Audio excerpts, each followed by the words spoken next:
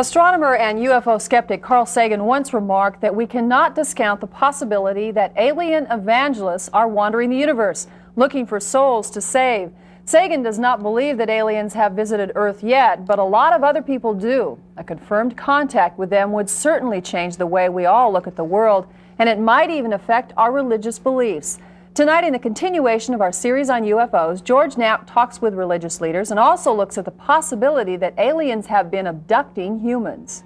Tongues were certainly flapping when these strange Christmas lights first appeared as decorations at a Las Vegas home. The odd combination of a star and swastika raised the specter of Christmas Nazis or Noel skinheads. Paulette and George Ficou laugh at such interpretations. The symbol in the Christmas lights is the same one they wear around their necks. They say it's an interplanetary symbol of goodwill, a beacon to our space brethren to come on down. What's the basic message here?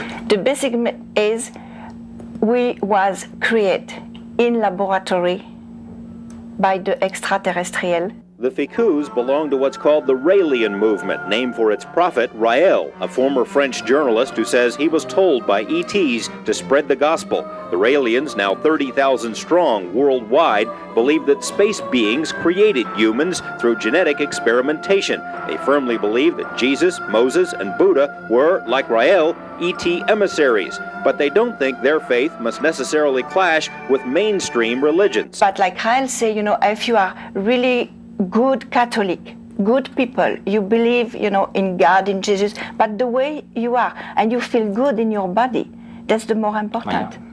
And that's it, don't change. Raelians aren't the first to see the parallels between religion and the UFO experience. The Bible is filled with events that, if taken literally, can just as easily be interpreted as encounters with aliens as with angels. The prophet Ezekiel reported seeing a bright fiery cloud in the sky from which 4 creatures emerged, and wheels the color of burnished brass. Zechariah says he lifted his eyes and saw a flying roll, 10 by 20 cubits. A pillar of fire led the Jews out of Egypt and hovered over the Red Sea when it parted. A bright star followed Mary and Joseph, and Jesus was lifted into a cloud and carried away, according to his disciples. The original Hebrew word for God, Elohim, can be literally translated as those who came from the sky. In the book of Genesis, God is quoted as saying, "Let us make man in our image." Similar writings from other religions are also subject to interpretation. Hindu scriptures refer to a self-propelled celestial car with many windows and a melodious sound, a blazing missile of smokeless fire. Brigham Young of the Mormon faith wrote that mankind is the offspring of parents brought here from another planet. Theologists and even anthropologists say they've found considerable evidence in ancient writings supporting the idea that ET and God are one and the same. That what we're really dealing with is the fact that we're genetically engineered 300,000 years ago as a species. All the archaeological data that we have at this point points to it. Between 4,000 and 8,000 BC, we had just been going along and for hundreds of thousands of years not doing anything. All of a sudden, bang, we started making pottery, invented the wheel, invented fire, and everything took off. What was the key that did that? I don't know, but it causes one to think. This concept that humans might have been created by aliens won't be warmly embraced by the major religions. It's about as welcome as Christianity must have been to the Roman clergy. However, religious beliefs may be at the very center of the UFO experience. Some critics have suggested that UFO sightings are made for the same reasons that people believe in God. They want to believe in a higher power that can solve their problems, or because they're searching for something in their lives. The critics think that's why people call into the UFO talk shows or take trips into the desert in hopes of seeing a UFO. This may explain part of it, but so many of the sightings are made by well-adjusted people of all different religious persuasions, that it can't be the complete explanation. Major religions aren't necessarily opposed to the belief that there's life elsewhere in the universe. One Catholic leader told us that a confirmation of alien life wouldn't change much at all in the Catholic faith. Others concur. One of the most beautiful things that was ever said about this to me was said by a priest, an old friend and I think a wonderful priest, who said that nothing like this can do anything except increase the glory of God, and I think he's quite right. Dr. Don Christensen, a Mormon stake president, says Mormons are confident there is life elsewhere. Well, basically, we believe that God, through the Savior Jesus Christ, created this earth and peopled it, that we're sons and daughters of God, and that other similar Earths have and maybe will be created. Christensen says actual contact with alien life wouldn't change Mormon beliefs at all, but he doesn't buy the concept that UFOs and angels are the same. No, I think the only thing I would point out is I think what people refer to as UFOs and what we talk about as angels or heavenly visitations are two separate things. The Jewish faith also seems to have little trouble accepting the concept of life elsewhere. However, UFO true believers think despite this liberal view, religions will have to make adjustments because aliens aren't just out there.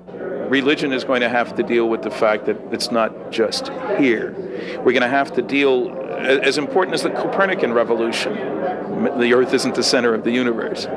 Now, man isn't the center. You know, some people have trouble with that. The radio astronomers think they're going to discover aliens and they're going to act as the middlemen to society, giving them all the secrets of the universe. That has nothing to do with dealing today with aliens being here now. One of the few religious doctrines that has difficulty with the alien concept is the fundamentalist Christian view. Many fundamentalists say UFOs are definitely real, but are satanic in origin.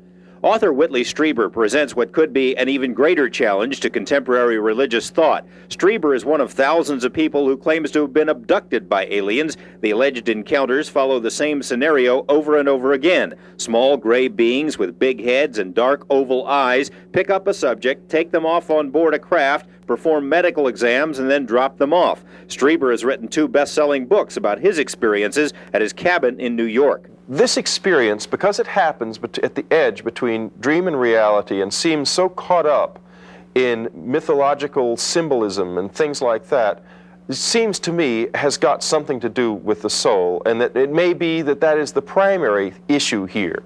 I don't know. We don't know much about the soul in our life, in our world, but maybe the visitors are not so blind to the soul as we are. Maybe they do understand it more. Housewife Elka Emmons is one of those who's experienced so-called missing time. She says a UFO followed her car for miles and landed in her backyard. And at that point, I panicked. And I shut off all the lights, and I went upstairs, and I hid in the corner of the bedroom. And as I told you, I sat there for what seemed to be no more than a minute or 2. And then I woke up in the morning. You woke up and where were you? I was in bed in the morning. Yeah.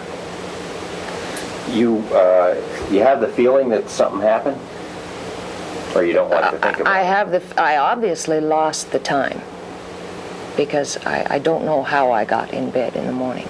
Emmons fears undergoing hypnotic regression as a means of remembering what happened that night, but many other people have tried it. Their stories are remarkably similar. Psychologists say that's because the human mind will make things up to fill in the gaps. They also say UFOs are so common in the media that the alien hypothesis has been drilled into everyone's subconscious. Others think the abductions are really happening, and for disturbing reasons. We made a deal with them, and their ultimate, what they want to do is regenerate their own race. Now, apparently, they've either had some kind of nuclear accident, or they're on the backside of a evolutionary genetic curve, and they're going downhill instead of uphill. Lear thinks the aliens have been implanting abductees with strange little devices. As proof, he points to this odd item found by British doctors in the placental fluid of a pregnant woman. It looks to them like a microscopic computer chip. They wrote to an international science magazine asking if anyone could tell them what it was. 3 years later, they still have no explanation. This dark side of the UFO phenomenon has given rise to all sorts of conspiracy theories about why they're here and why they remain hidden. Tomorrow, in the conclusion of this series, we'll examine some of these ideas. George Knapp, Eyewitness News 8. Some people say that the UFO cover-up may have something to do with the assassination of John Kennedy. We will look at that tomorrow.